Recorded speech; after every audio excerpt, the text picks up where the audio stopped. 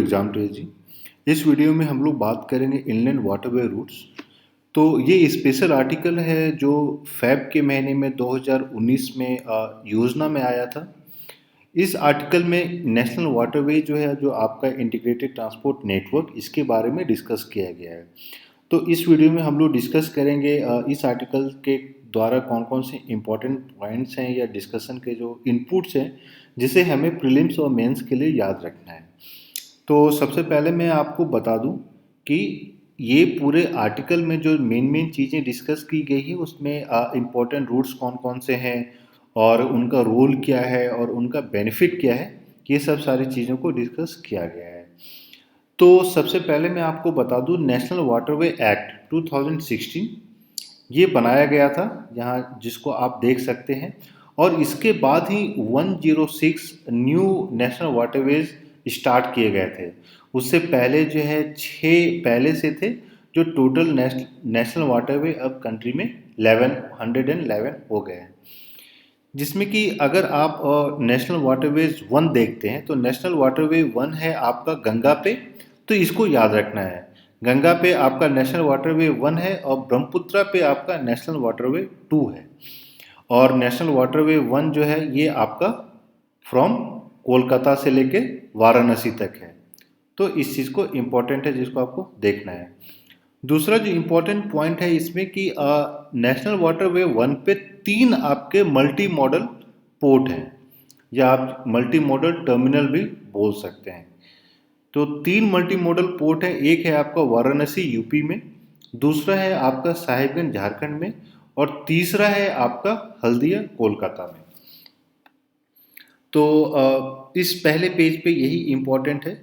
आइए देखते हैं दूसरे पेज पे। तो दूसरे पेज पे जैसा कि मैंने आपको बताया था कि 3 मल्टी मॉडल पोर्ट है। तो यहाँ पे आप देख सकते हैं 3 मल्टी मॉडल पोर्ट्स, और एक है आपका साहिबगंज झारखंड में। तो ये इम्पोर्टेंट है साहिबगंज, कि इस पे भी आ सकता है कि झारखंड में कौन से शहर पे मल्टी मॉडल पोर्ट है, तो आप वहाँ पे टिक लगा सकते हैं। इसके साथ ही जल मार्ग विकास प्रोजेक्ट का स्थापना हुआ था। जल विकास मार्ग प्रोजेक्ट जो है 2014 में ये अनाउंस किया गया था, और ये 2014 के बजट में अनाउंस किया गया था। और इनका काम था कि कमर्शियल नेविगेशन के लिए नेशनल वे वाटर 1 पे आपका डेवलप करना है। दूसरा है एक ईस्टर्न डेडिकेटेड आपका फ्राइट कॉरिडोर।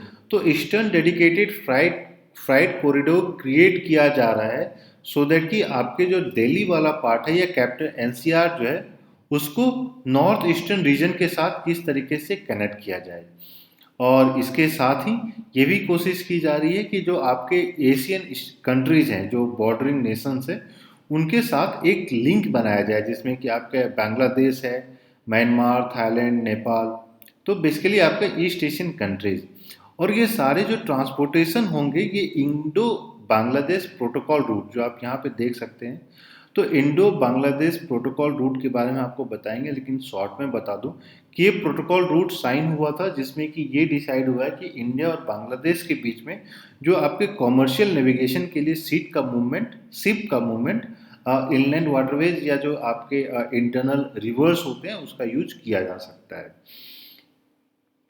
और अगर आप ये जानना चाहते हैं कि पहली बार इनलैंड वाटरवे का यूज कब हुआ था, तो ये जैसे दिया है कि बिहार टू असम यूज किया गया था, जहाँ पे आपका जो है फ्लाई ऐश ट्रांसफ़र किया गया था। National thermal power corporation NTPC Kahalgaon Bihar से वो ट्रांसफ़र किया गया था।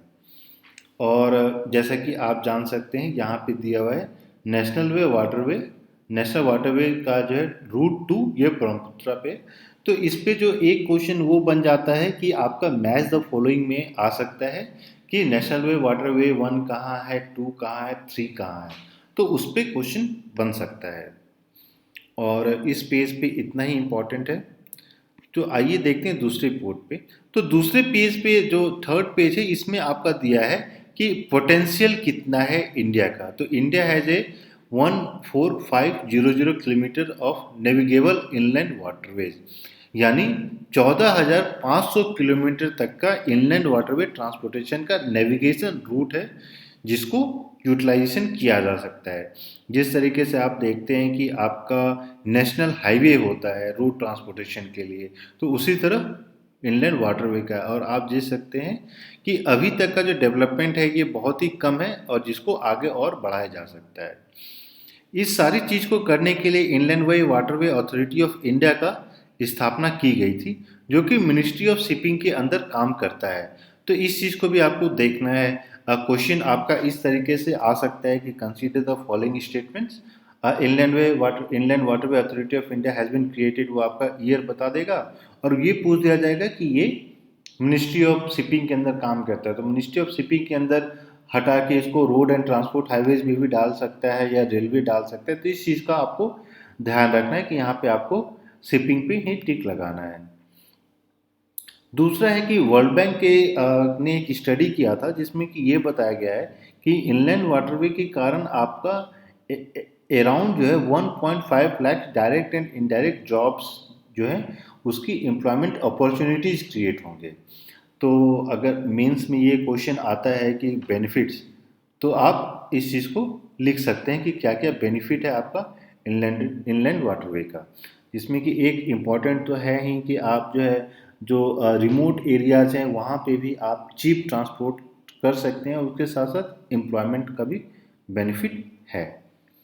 और अगर इसी को देखते हैं तो और जो दूसरा जो बेनिफिट आता है वो है आपका कि जब भी आपके शिप बिल्डिंग इंडस्ट्री होगी तो उसको एक प्रमोशन होगा, एक नई इंडस्ट्री का इस्टेब्लिशमेंट होगा और नए लोगों को अपॉर्चुनिटी मिलेगी।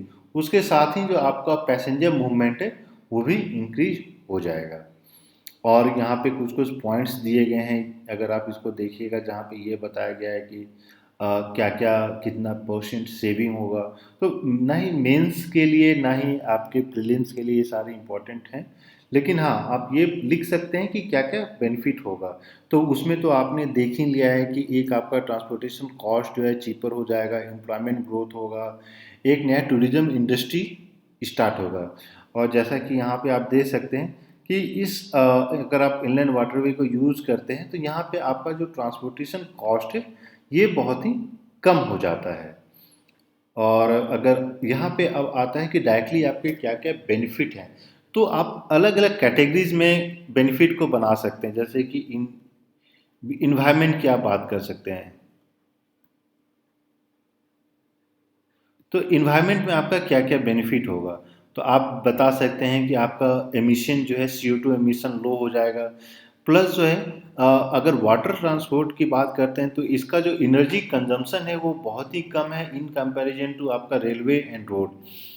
जो बियरिंग कैपेसिटी है या ट्रांसपोर्टेशन कैपेसिटी है तो वो भी कम है, इन द सेंस कि 1 लीटर फ्यूल से आप 105 टन मूव कर सकते हैं पानी के द्वारा। लेकिन वहीं रेल की बात करते हैं तो सिर्फ 85 टन है। और वहीं आप रोड की बात करते हैं तो 1 लीटर में सिर्फ 24 टन तक ही फ्राइट आप कैरी कर सकते हैं। तो ये सब आपके इन्वायरमेंट के साथ साथ जो है कैपेसिटी इन्हेंसमेंट भी हो रहा है, इन द सेंस कि आप कम समय में कम कंजम्पशन करके ज़्यादा चीज़ को आप ट्रांसपोर्ट कर सकते हैं। और यहाँ पे है कि क्या क्या बिजनेस अपॉर्चुनिटी हो सकती है। फॉर एग्जांपल कि कार्गो मूवमेंट, जहाँ पे भी आपका इनलैंड पोर्ट बनता है तो वहाँ पे मूवमेंट होगा गुड्स का, तो वहाँ पे नए नए लोगों को वर्क मिलेगा। प्लस ड्रेजिंग वर्क होता है कि जहाँ पे आपका पानी में डेप्थ कम है तो वहाँ पे डेप्थ बढ़ाना, तो उसमें भी लोगों को एम्प्लॉयमेंट मिलेगा। प्लस है construction operation and maintenance of terminal, जहाँ पे टर्मिनल है वहाँ पे लोगों को काम मिलेगा। बार्ज कंस्ट्रक्शन, जहाँ पे आपको पोर्ट बनाने का काम है, जो नेविगेशन पे लोग हैं, या फिर हाइड्रोग्राफिक सर्वे में, या जो मान लीजिए जो MSc करते हैं ज्योग्राफी से, या उन लोगों को एक नया जॉब अपॉर्चुनिटी मिलेगा।